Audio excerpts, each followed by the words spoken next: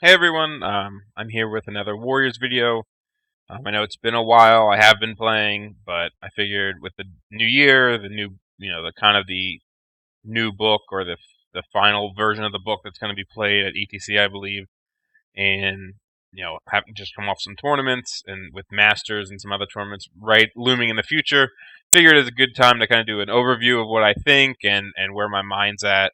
Um, I've played about 50 games of Warriors.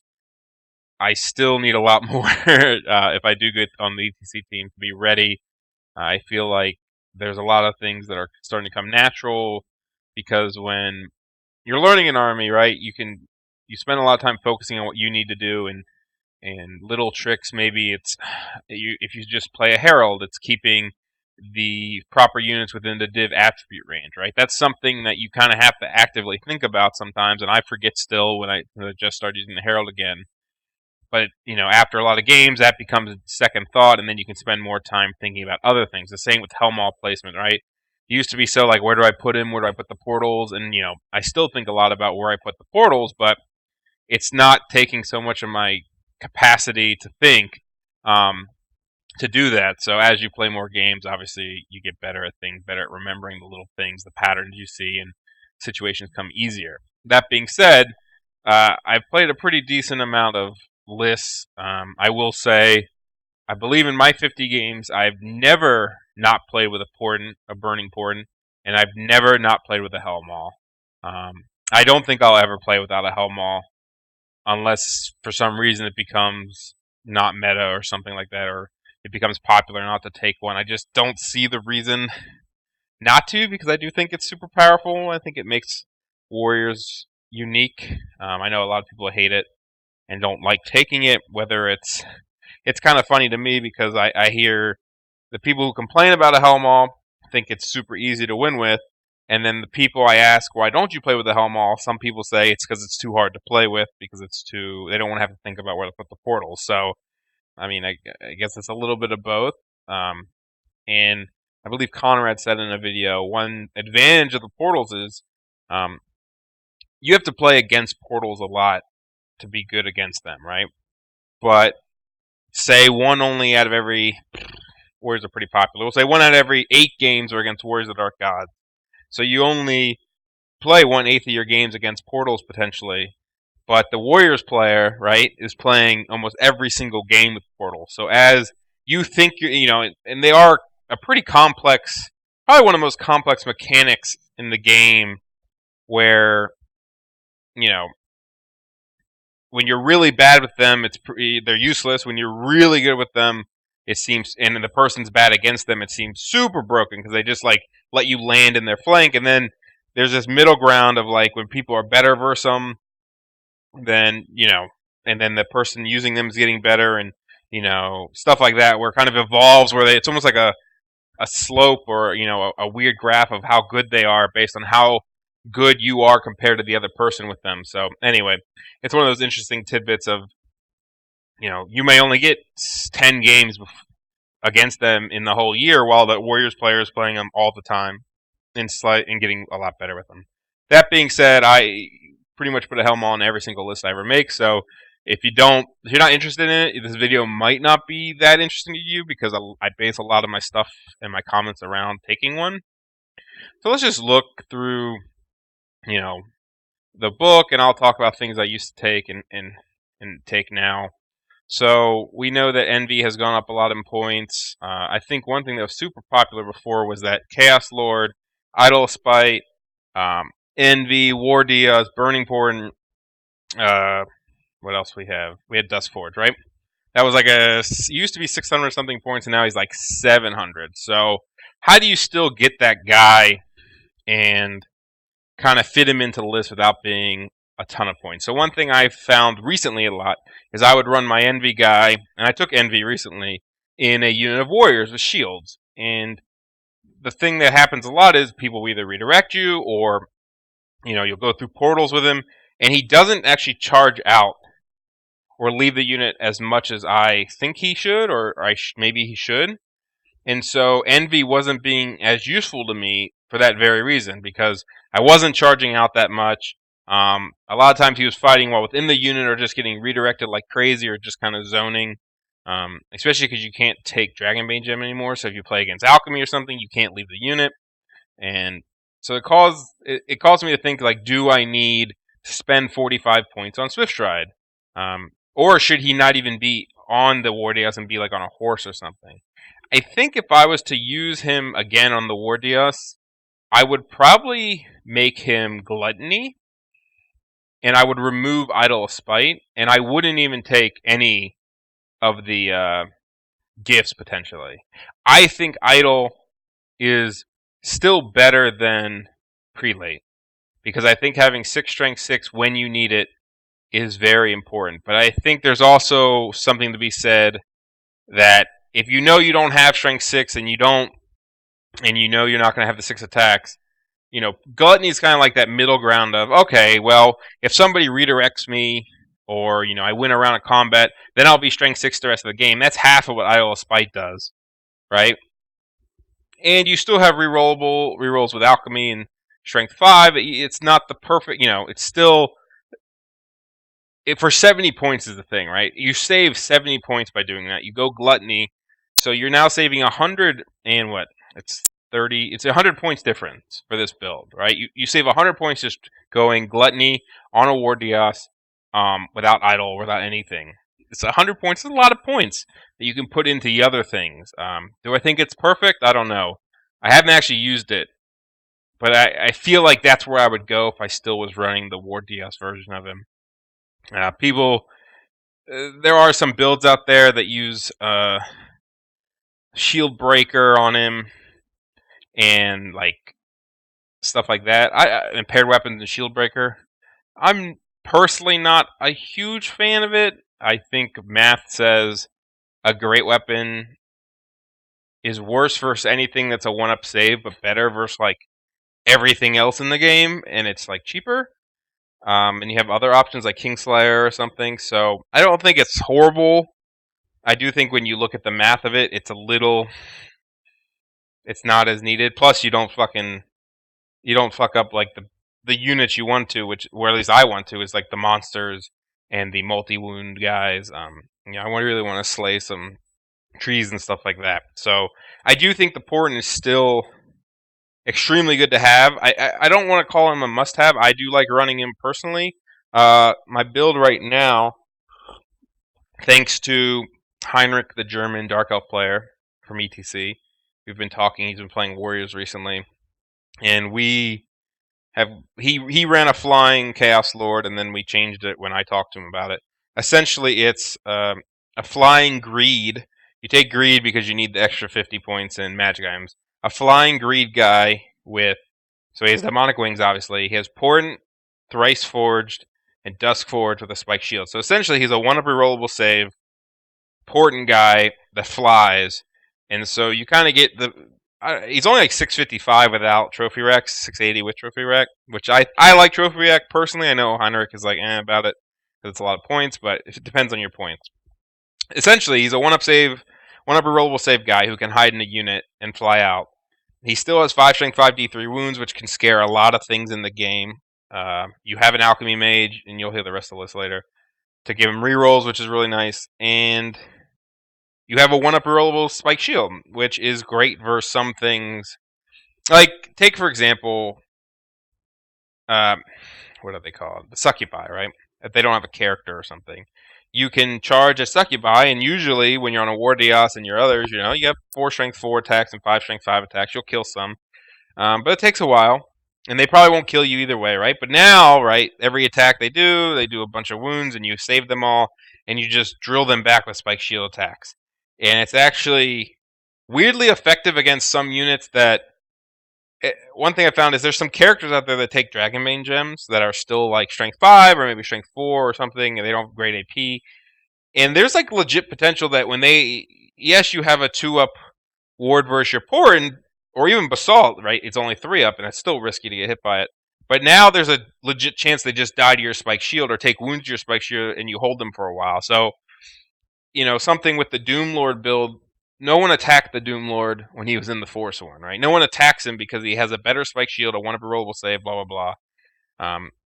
And so this is kind of like a way to almost force, like, and you didn't want to charge out too much in the Force Worm because you wanted them to be stubborn. So leaving the unit, while good a lot of times, you didn't always do it.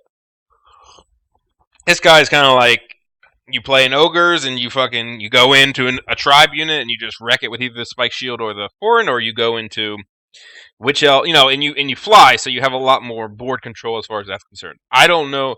He does have downsides. One being he's not good against snipes, being only 3 wounds and no ward. Well, the old version didn't have a ward either. Though I think in the Gluttony version you might take the 5-up ward instead of the Dust Forge.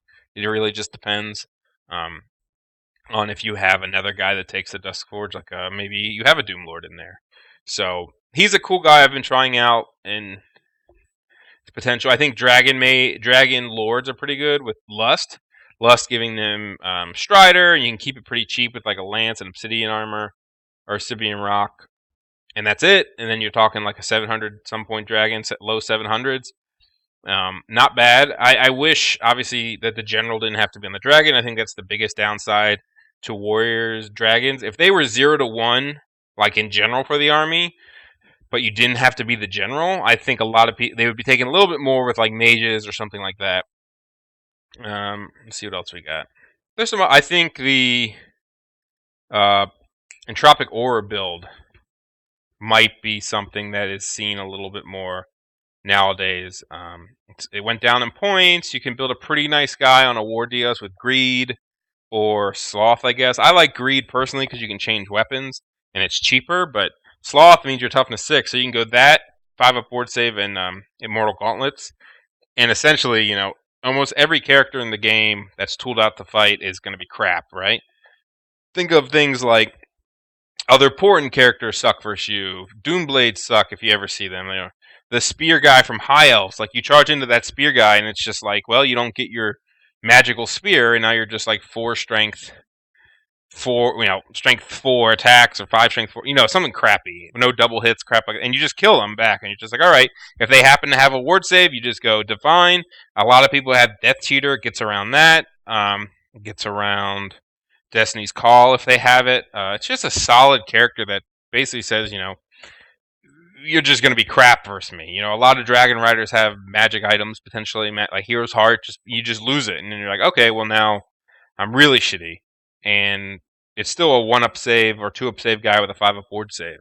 So and it's only like 500 some points. That's a cool build too.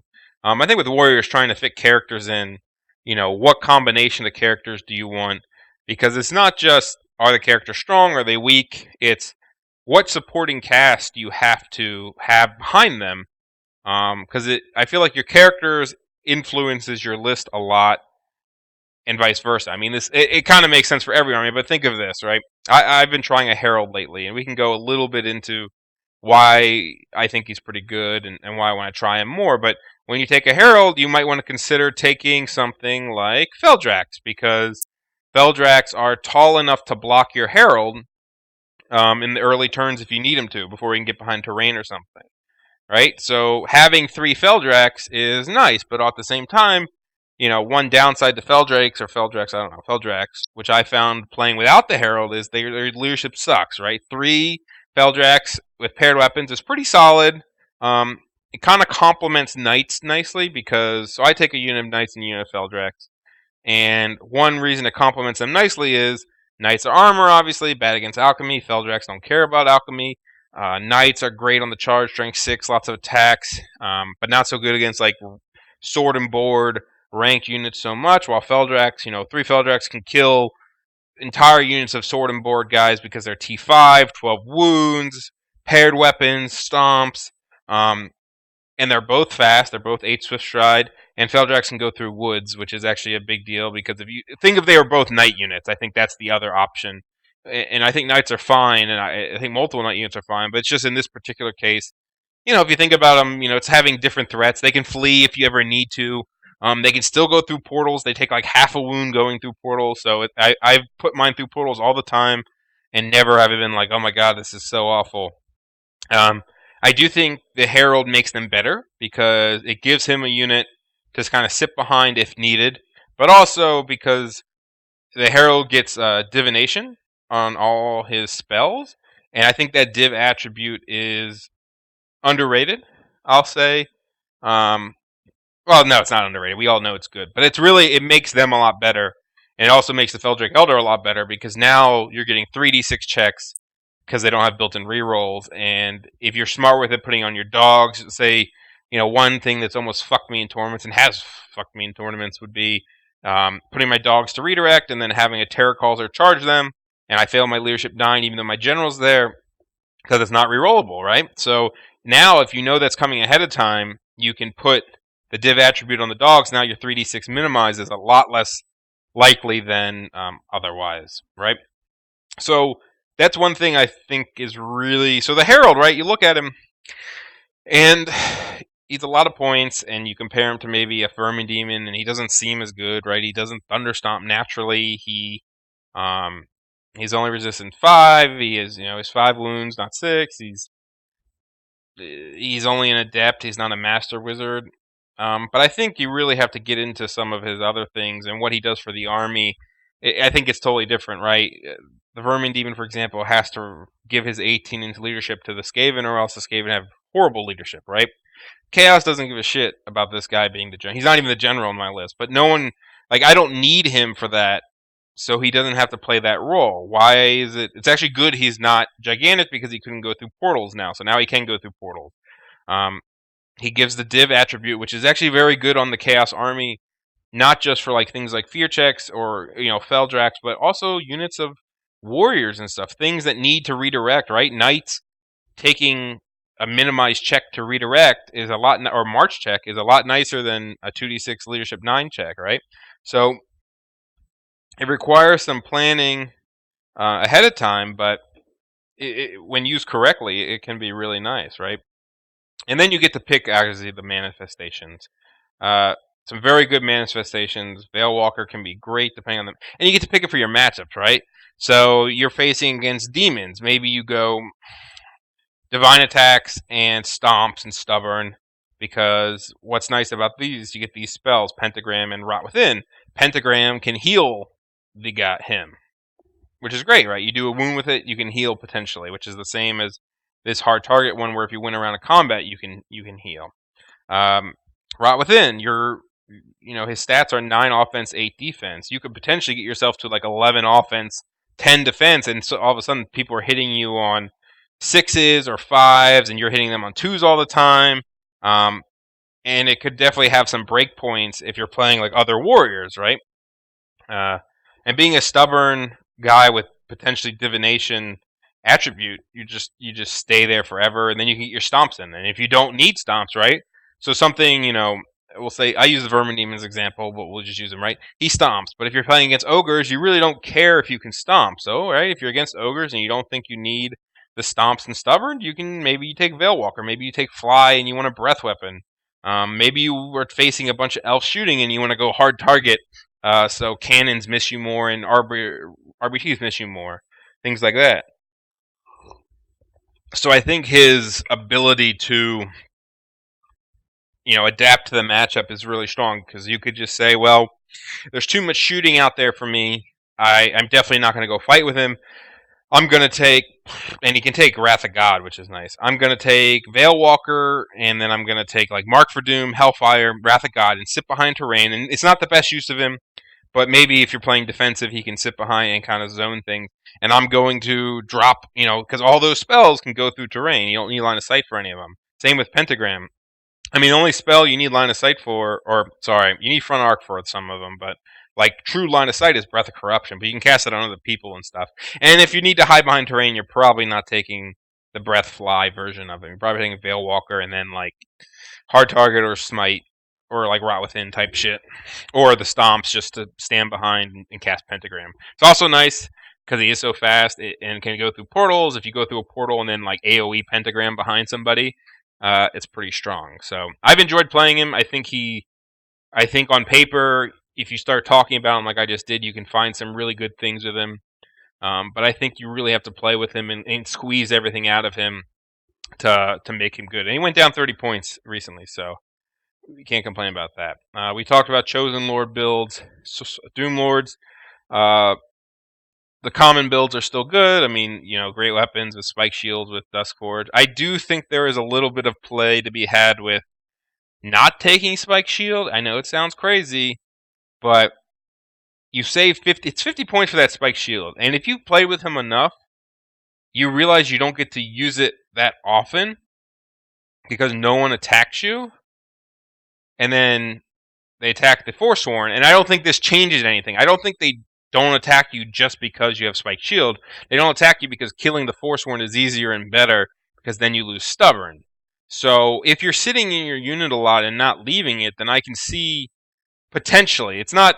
Listen, there are some times where I think it's probably worth it, because you might as well go all in, because then he gets the adaptability of he can charge out on his own against those Witch Elves and just wreck them with his spike shields or the Succubi or something like that, because he could lose combat, and you don't want that. So it's just an option out there where I don't think it's. I think Spike Shield is very good and probably worth those points, but there's just margins where you're like, okay, I need to drop 25 points somewhere, and maybe the Spike Shield is the option. Sorcerer, I've almost exclusively played with Alchemy Magic. Even I did have Occultism once back in the first tournament, but it was back when old Ledger, you could kill your own guys, and I wasn't good with it. But I love Veilwalker Alchemy. I honestly believe it's like the best combo of Veilwalker. I also take a Portent guy, so having the Alchemy attribute on it around is really nice. But Veilwalker is like stupid strong. Just being able to buff your spells, right? In this game, you only get so many spells off a turn, right? There's only so many Paradise you can generate, only so many, difference in dice. So if you told me every turn you're going to get off, I don't know, a Hellfire, then you'd probably take that, right? 2d6 strength 6. But playing without Veilwalker, I've never played without it on a sorcerer per se, at least a master. But sometimes you'll feel it when you play the Herald if you don't take the Veilwalker upgrade. Is just like that 6-inch range on Hellfire, like turn 1 or turn 2 and 3 when you're within 18 inches, and you're like reroll to wound or reroll your armor saves, or reroll to wound on spear, or silver spike is extremely good, or reroll to wound on molten copper is extremely good. How many times have I rolled it at something that had no armor, and I'm like, okay, D3 plus 3, and I need 1 wound with reroll. So you're probably rolling 5 dice twice, and you need to get 1 6. Like that's, and it's only 7 to cast. Not bad at all.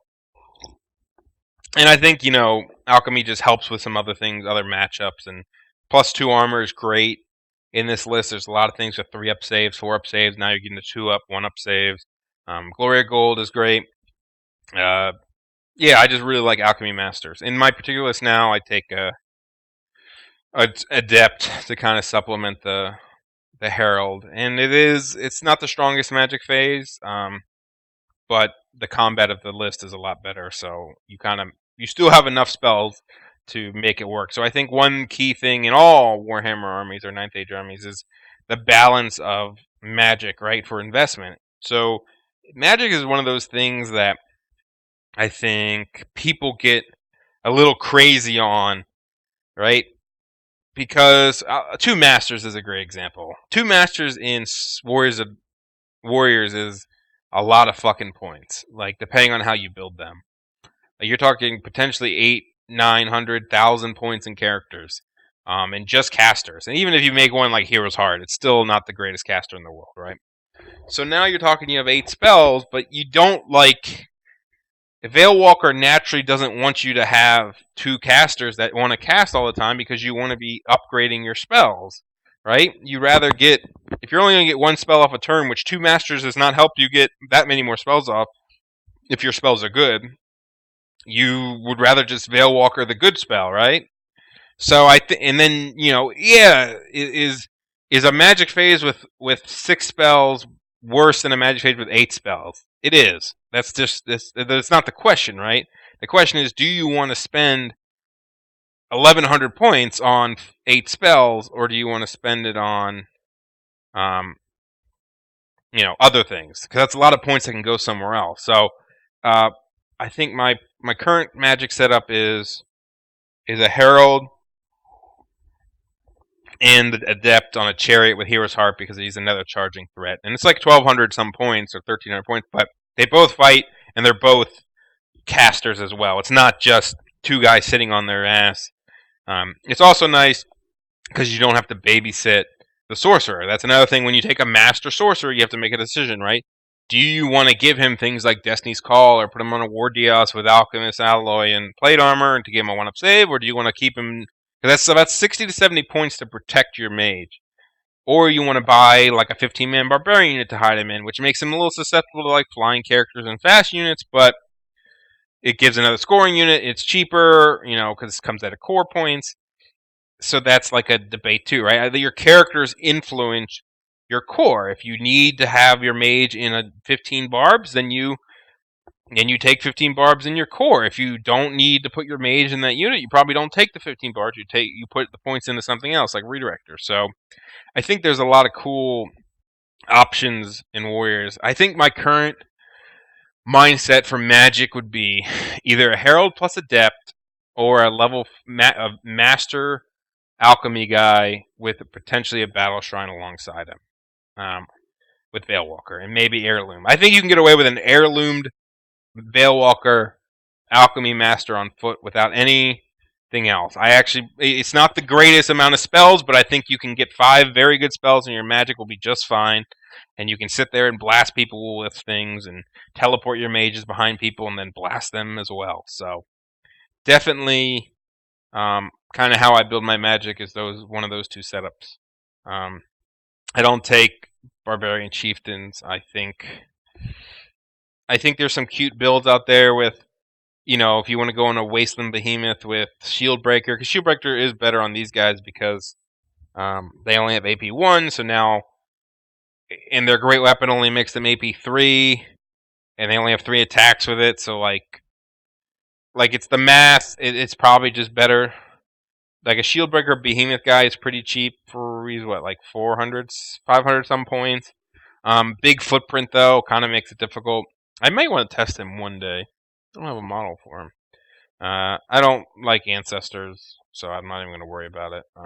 It doesn't really fit the Portal play. If you want to take like Ancestors and 2 Feldrakes or something like that, sure, but I don't love that style. I think it's a bit like Smash Mouth and can be exposed a bit at the higher level, but crushes noobs, I guess.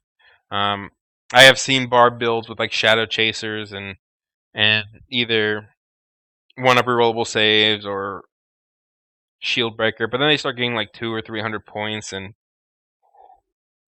it just feels like a lot, especially since a good bit of my list now are coming close to max on characters, but you're running like 3 big characters, like a Mage, a Doom Lord, Chaos Lord, and Herald. Take 2 of those, right? Maybe it's a Chosen Lord, Doom Lord, level 4, or it's an Adept, Herald, Chaos Lord.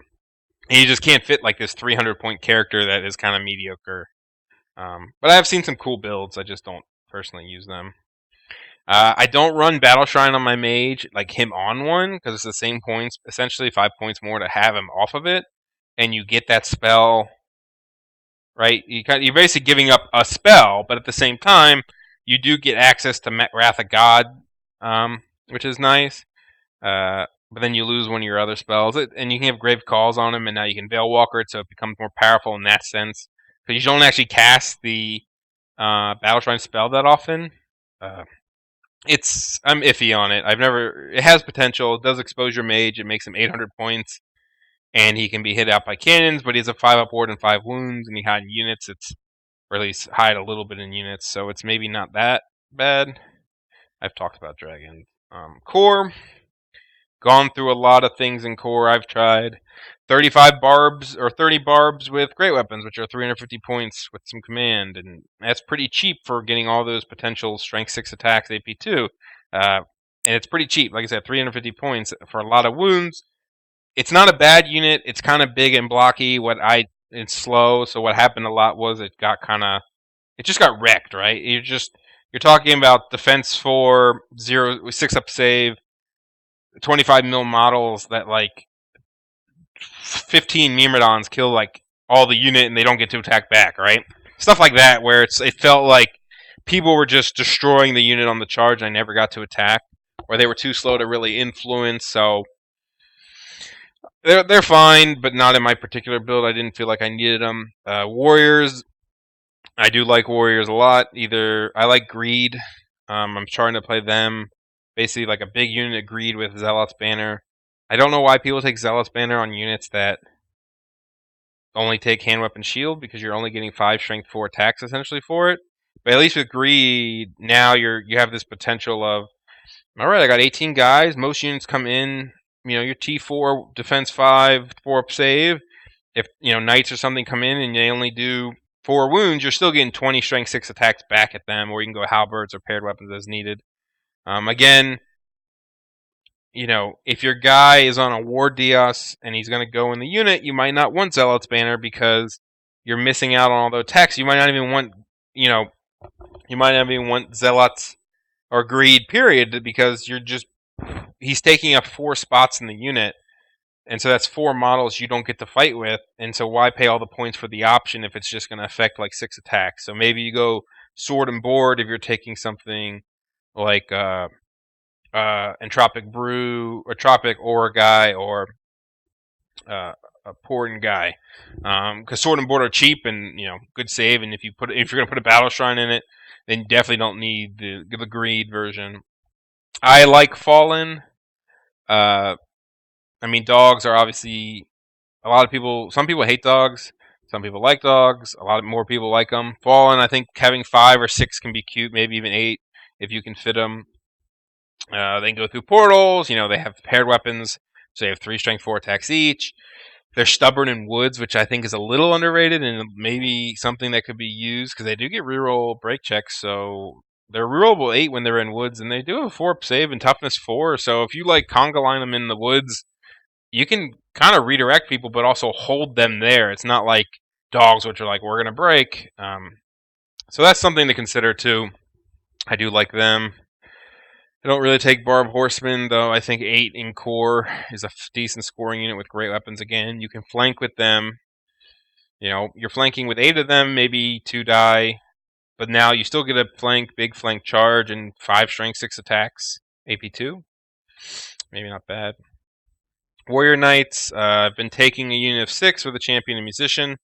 I've done Greed, I've done Lance, I've done Envy. I've been taking him naked for a while. Lance, but no Mark.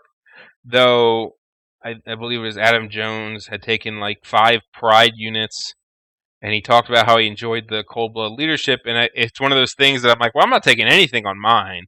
I can find 12 points in my list to add Pride. It's pretty cheap for Pride. So it's one of those, like, if you're not going to take the Greed or the Envy or the Wrath version or the Sloth, right? If you're going to keep them naked and have a champion, then maybe finding the 10 to 12 points for the Pride is really good, because it is good, because if you can find the points. 3d6 leadership checks, good for March checks, good for redirect checks, which is a big thing with Chaos, where you charge something and then you can't redirect it because you don't have VSB. So it makes that a lot easier. I don't even know the math on it, but I'm sure it's amazing. And just like holding from combats, right? He made a great point of, if you get charged, especially, because you have a champion that's challenging, you still be steadfast. It's so hard to break this. You win by 2, and it's a rerollable 7. Cold-blooded there's just a lot of things where for 12 points to get cold-blooded, it seems like a no-brainer. It's just something, honestly, I'll say I just totally missed it. Like, I didn't even look at how much Pride costs because I don't put it on my knights, and I'm always playing with other marks, and in my particular list, I didn't have any mark, and I'm like, well, I don't have a character that goes in it. I have to remember my porn guy can't join them, which he could before, but whatever, that's not a big deal. Warrior Chariots, I don't know why they went up in points. I don't take them. They're fine. Chosen, I don't take anymore. I do think 6 with Wrath and great weapons is pretty cool. I think they're a little slow. I think elite infantry being slow and stompable is kind of a downside. But one thing interesting with the Chosen with Wrath, I think you don't sometimes agility, striking first is something you don't realize sometimes that how good it is, or at least I don't, until you see it on the board and you think about things charting it, right? If you had, I don't know, we'll say, well, it's just pretty good. 18 strength, 6 attacks that strike first, pretty much. Keeps a lot of monsters off them. Again, I think they're a little slow. It's 450 points for 6, 12 wounds. It's slow. Chosen Knights, some people like them. I don't really run them anymore. I think they're a little expensive, and they're kind of like a middle ground of like they have 5 strength, 5 each, and they're like 3 wounds with a 2-up save and defense 4. So they're like, I'm using them with my hands, but they're kind of in the middle of, I mean, what, for 425 points without any upgrades, you're getting 15 strength 5 and 9 wounds at resistance 4, 2-up save. For similar points, for 100 points less or so, 80 points less, you can get 12 resistant 5 wounds with 4 strength 5 each in Feldrakes, and Knights are, and they're faster. And Knights are less wounds, though 4 Pride Knights is only 404 with command, and it's 7 wounds, and it's better on the charge because it has 13 strength 6 instead of this strength 5 crap, so, and 1-up saves. So there's, like I said, it's a little, I don't think they're bad, I just don't take them right now. Chosen Chariots, again, expensive. I'm taking so many points in, my current list has so many points in characters and like a Helmall, and that I need scoring in my, I need scoring in my special. That's why my special is 6 Knights and 3 Feldraks. There's cool things like Chimeras and Chosen Chariots and Forsworn units, big and small. I don't take a Doom Lord, so I don't really take Forsworn. Shrines, Flares. There's a lot of great special choices, and I think it depends on how you're building your list. I know the new Wretched, or the old Wretched one list with 12 Wretched ones and 2 Forsaken ones is still used. It went down like 200 points, but I don't think it's a competitive build. I think it does beat some things, don't get me wrong. I think you can make it work, and I think you can win some games with it, but I don't think it's a go to a 5-game tournament and expect to win it type list, because you've run into 1 or 2 things that are good against it, and there's nothing you can do, it seems like. Helmall, I said I'd take it. I still take it. I was taking 2 for a while. I had a whole video on why I took 2. It was 20 points less at Helmall then, so it went up 40 points. I do know that having 1 gateway went up 5 points, and so went up 25 points for the single gateway version, but it's still 560 compared to 380, so it's 160 points. Oh no, it's 180 points. 180 points to take the second mall. I don't think it's worth it. I thought in my video that I would use the pick up and put down a lot more than I did. I just didn't do it. I just didn't, I didn't have the opportunity where I was putting them where I wanted them. And then if I was going to pick one up that was in the middle of everybody, it was most likely one that I was trying to jump into, and I didn't actually want to pick it up. And they take up a lot of space on the board, and I had some nice moves where I was flanking people with them and kind of winning combats with them. But I don't know if it was 180 points worth it above what I was, the single version, which I like now. Especially given the way my list is, there's really nothing I can drop for 180 points. Like, without completely destroying one of my units. I don't take these things. I do take a Feldrake Elder right now with paired weapons. It went down 5 points. Woo! But, there's a lot of power in single models. We all know this. It's not a surprise, but, being able to move 18 inches Swift Stride and force clips on a fucking 6 strength 6 model, it's just so nice. It's just so fast. One thing I've been playing without a lot was speed. And I think having speed in your list really changes the game on both an offensive and defensive front, where, the Elder can get around people, and now he provides this threat that people have to deal with. And I don't know, I've just really liked the Elder, and he combos well with the Herald because you can make him the div attribute. Now he's 3d6, and he's usually stubborn versus a lot of things that kind of go after him. So you can force people to, and like I said, you can force people to clip. At the other side, things like Feldrakes, people talk about big Feldrak units. They're blocky, they're slow, and it takes one person to fucking force you to clip, then you only fight with two, and then they fail their break check and they die, and it's 700 points. So, this provides a lot more movement options, in my opinion.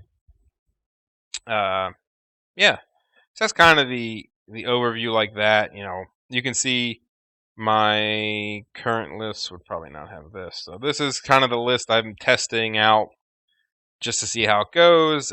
We talked about the flying Porton guy. Here's the Herald. We have a Chariot Mage. We have the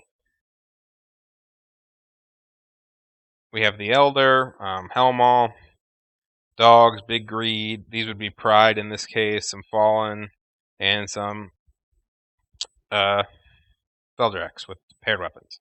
So, a lot of times about how the list works together as a whole. So now you're talking, you have the div attribute that can be given to this unit and this unit that's pretty good.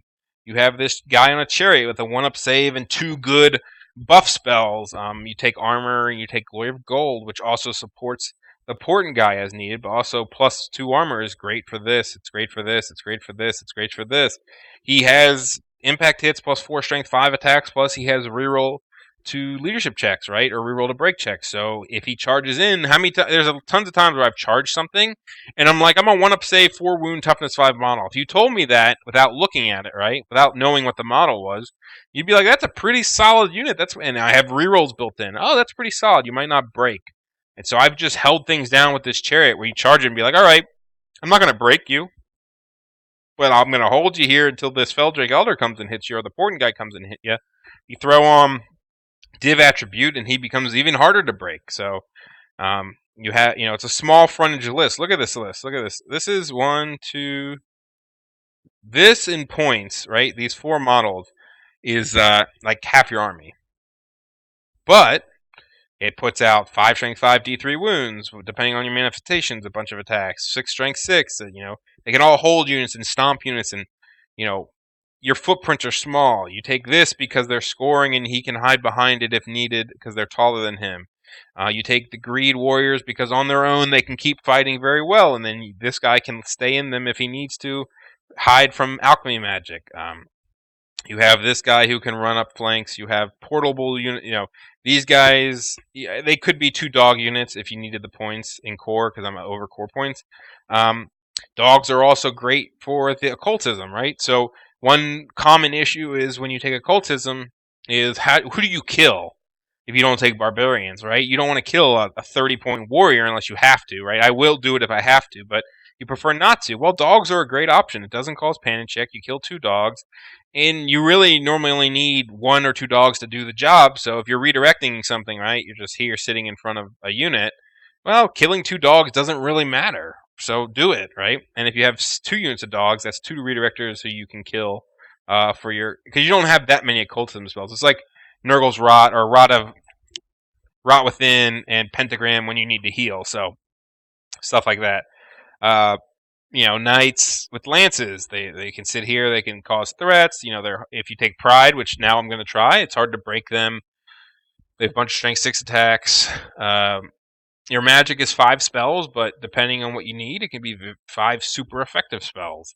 And if you have a very efficiently effective magic phase, you don't need 20 spells, right? You don't need 8 spells and 2 bound spells. You can only get so many off. If you're getting off 1 Hellfire and I'm getting off 1 Hellfire, but you've paid 1,000,000 points for yours, Also portals, right? People talk about portals, and I still don't understand the concept of not taking portals sometimes because I don't know, like if I'm deploying on this side of the board and depending on the scenario, maybe you say, well, it's hold the center, an enemy needs to get to this middle point, right? It needs to get to where this Veil token is. And I'm going to deploy my army on this side of the board because, just for whatever, I'm going to put my portal here. So that if he tries to come down this side with any units, I have the potential to come behind him. That could be a reasoning. One thing that's actually interesting rule-wise, and so I used to be kind of used to be bad with portals in a sense that, let's use this Veil token as my portal now. So it's up here. I used to put my second portal like here in front of my units, right? And the problem is people would then take their fast cav or something and just land on it and be like, oh, you're not teleporting. So what you do now is you put it like under your unit. So first of all, you can do it under your unit because there's nothing that says a model blocks line of sight where it stands. All that normally matters is, you know, this Hellmaw can see over this at these Fallen, right? Nothing says the Hellmaw can't see here. These guys do not block their line of sight. It's not that they block line of sight like I can see over. They don't block his line of sight. So he can put the portal underneath them. At least that's what I've understood it from what I've seen on the rules table. So a lot of times I'll put the portal like here so that I'm standing on it, and so no one can stop me from getting on it because I'm just standing on it. If it was ever ruled that you couldn't do that, you could just, I would say, stick it behind you, because then you can just back up on it if somebody tries to redirect you, right? Which is nice. So that's nice, and maybe instances like, I think where you put your portals out is very important. Think about where your units are going to be. So if these units are 2 inches apart from each other, you know, it's almost better to have your units 3 inches apart because you want the portal 2 inches actually, just over 2 inches apart. Because if you put the portal between them, now you can jump in it without, because you can't end an inch right for yourself, so you can jump in it with both units and port away, and no one can stop you because if you're here, right, if the portal is right here, they can't put a unit close enough to stop you from being able to walk on it. So that's another reason. Another reason this flying guy is pretty good is he's only an inch wide base. So if somebody, what happened a lot was people would come up and redirect my warriors, right? And obviously this depends on the matchup, but let's say they do this. Well, now before, if this was a Portent Lord, I can't charge out because my unit's in the way. And I have to charge the whole unit or I have to teleport away. But now, if I really wanted, he could charge out, right? And then if the portal was here, this unit could teleport somewhere else. And it's kind of a 2-for-1. I still get to teleport my huge block, and I get to kill this chaff unit. And maybe I don't want to charge out, so it's not a perfect thing. It's just a kind of an option. And as I said, with units like, you know, everyone knows about clipping with single models, but for those, you know, think about this. You have your 3 Feldrax, and you can imagine it's 5, but, you know, I can come up and put this guy right here, and all of a sudden, you can't wheel past me, and you can only get 1 in, so, you know, you just took your advantage of 12 strength 5 attacks, and I shrunk it into, no, you're only 4 strength 5, and I'm 6 strength 6, so, or, you know, especially with, like, ranked, or it works really well with, like, him and knights, or fast knights or something, you know, especially if there's like 6 of them or 5 of them, because he's going to go like this. They're going to get 2 in at max, right? So they're going to do maybe 1 wound, and then you're going to kill 1 or 2, and then you're steadfast because they lost their rank, or whatever, or you just make your check, or you just beat them in that case because you have a rank. So it's crazy how much like forcing clips can like change math. And that's one of the super advantages of single models. I do not like Feldrax that much. They are scoring. They are fast. They do a different job than, you know, there's nothing in this list that repeats itself, right? Everything is unique unit. So they all have their own job to do. And if you want to look at portaling, this can portal, this can portal, this can portal, this can portal if you need to redirect, knights can portal, technically the mage can portal, this guy can portal. Everything but these 2 can portal, and you really probably are never going to do this.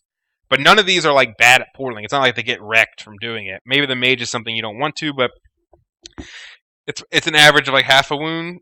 So depending on the situation, you might just accept it.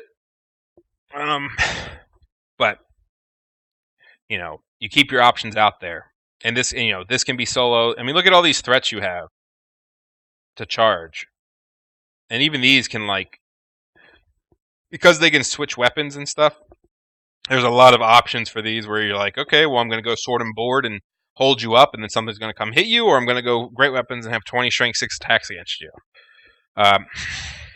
It's fast, like I said. So this is my current list. It's a little riskier. Obviously, I take a lot of information from my friends, Thomas in Germany, Henrik in Germany, Rince in Poland. Good ETC players who played Warriors or playing Warriors now or trying Warriors. And, I do put some of my own spin of what I like and what I don't like on it and try to help them improve their lists and stuff. But, I, I do my best to listen to what some good players do, or not some. Yes, there's also Kirill in Russia I talked to. So it's funny because everybody has different ideas on what's good, but there are some similarities, and it just goes to show how nice this book is and how many different builds there are. I mean, I still think of some Doom Bus builds that might be good for team tournaments. It's a little boring, but they win scenarios. Oh yeah, one thing I've added to my list that I think is I've really enjoyed, or at least the concept of, is a binding scroll.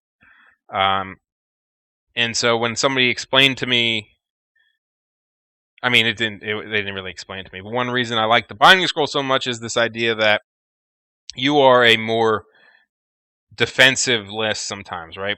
When I don't have a Doom Bus out here, but you can imagine the same with a Doom Bus, or it's the Portent Lord sitting in a unit, for example. But let's say you're against, I don't know, let's say these are Succubi or something, right? You're probably too slow to charge them, but you can put yourself in front of them, maybe with portals or something else. So now the enemy has the initiative to say, I'm going to charge you and use my magic to buff and potentially kill you, or I'm not going to charge you, right? Well, what happens a lot of time is maybe they have, what's the name of the spell? The number one spell from Evocation, then get lethal strikes, right? So Travis did this to me, where he would charge me, and then he'd be like, fucking 5 dice, that. Well, if that spell goes off, my warriors get wrecked by Succubi because they take a lot of lethal hits. If that spell doesn't go off, those Succubi get ripped apart by my spiked shields. So now, before he's like, he can take a chance and say, well, 5 dice versus 5 dice is pretty good. Maybe he knows in his head he doesn't auto die if it fails. But now I can, with the binding scroll, I couldn't put myself, so from my perspective, I couldn't put myself there to risk him going in and doing the lethal strikes. But now I can put myself there with the binding scroll and say, all right, if you charge, I'm going to binding scroll your lethal strikes, because I don't care if you make me hard target. I don't care if you put reroll to wound divine on yourself or reroll to hit divine. Go for it. I'm going to kill you with spike shields, and then I'm going to hold. I'm going to have you in my magic phase, and I'm going to beat you in my magic phase. Maybe something like the Herald, right? If you need to put him out there for a turn and you want to just binding scroll one of the div spells, right? And say, all right, well, you're going to get one chance at one of the div spells. I'll let Fate Judgment. I'll make you roll. So I'm going to roll 5 dice against your Fate Judgment. If you get it off, you get it off. It still only does like 1.5 wounds on average to him. So stuff like that, right? I just think binding scroll can help you put units in front of things and really just say that one turn they need Stone Skin off because your Portent is fighting their knights, their KOE knights, and you're like, fuck it, no Stone Skin. I'm gonna rip apart your units because you get 2 combat rounds, right? Every time you stop a buff, if you're fighting for longer than a round, you get 2 rounds to have that advantage. So, something like Stone Skin on knights could be 4 or 5 dead knights, a dead character, or something like that. So, that's something I've been putting in. So yeah, that's kind of my my general thoughts on. Oh yeah, I've also taken 10 flayers to a tournament with lashes, and I've talked about it in videos, and I think Conrad talked about it before. We're calling it Heinrich and I have determined it's called the Lash Bros. If you take the 10-man unit of flayers with lash, we're just gonna say we're taking the Lash Bros, which is 10, like I said, and let's see, it's a pretty good unit. I don't have it in my list currently because it just doesn't fit properly. But I took it to a tournament. It did pretty well. I think a little bit of it depends on if the opponent kind of lets you like behind them, because it's a 265 point unit, so it's not like free. But if somebody like does something like this, and you can, or not like this, and you can like lash and get behind them, then it causes like a lot of issues because they can't really ever get you again. If they can keep you in front of them, it can become a problem. But they're also one of like the best units, the Magic Missile, in an army that isn't that good, the Magic Missile. So again, I think it's a cool unit. I think there are some times where It's amazing because you can sweeping attack 5 Furies and probably kill it. So you trade fast cav for, and you can do it in your movement phase. So you can actually, if somebody's like landed 5 Furies in front of you and you don't want to charge them, but you want to move, you could potentially just lash them, move out of the way, and then if you kill them all, you can just walk past. Or you can just keep lashing a giant and you'll kill a giant in like 3 turns or something. 30 attacks, 10. Yeah, you'll kill a giant in like 3 turns. Doing it without even charging it. It still has 10 strength 4 attacks. They can hunt war machines. They vanguard their strider. Definitely a lot of positives to this unit. I think it just doesn't fit in my current build. But like I said, I think one thing was I wanted to go first so much, and unless somebody was kind of like dumb and gave me a perfect opening where I could vanguard and move 20 out of their sight, it felt like turn 1 I was kind of like sitting there with them, and then I was going with them. But they could have that, what I like to call influence, that you don't see their power because they influence the opponent, right? The reason they don't get the perfect sweeping attacks is because the enemy has to actively avoid it. But in avoiding it, it might give you an advantage somewhere else where if you didn't have them at all, you wouldn't get that advantage. Does that kind of make sense, right? Like, so they might have vanguarded their fast cav up and moved in front of you, but now that you can sweeping attack them off the board, they might have to delay, more reserved with it. So that's another unit I find really fun. So try out the Lash Bros; they're pretty good. And that's it for this video. It's been an hour long. Wow. All right. So my next tournament, I have Masters in 3 weeks. 3 weeks is Masters. 3 weeks from this weekend. Haven't decided what I'm bringing yet. I have ideas. I'm testing the Herald build. I have my Wizard Master build. There's a lot of Vermin Swarms there, a lot of Warrior players there, so maybe the Wizard Master Alchemy guy might be better and a little more solid. If you take, especially if you take like the Doom Bus, you just say, all right, fuck you. I'm going to take my Doom Bus with my Doom Lord and a Wizard Master important, and I'm going to sit here and I'm going to win objectives and win 14. So I'm still testing things. Obviously, it's not just for Masters. There's potentially ETC if I get on the team. There's a team tournament in February I'm going to with Travis, Keith, and Jarrett, Jarrett Messing coming back to play with us. He was on the ETC team back in 2010 to like 2015. I think he missed 14. He missed like one of those years, but so it'll be fun to have him back. So yeah, let me know if you have any questions on anything I said. I'll be posting this in the forum. And thanks for watching.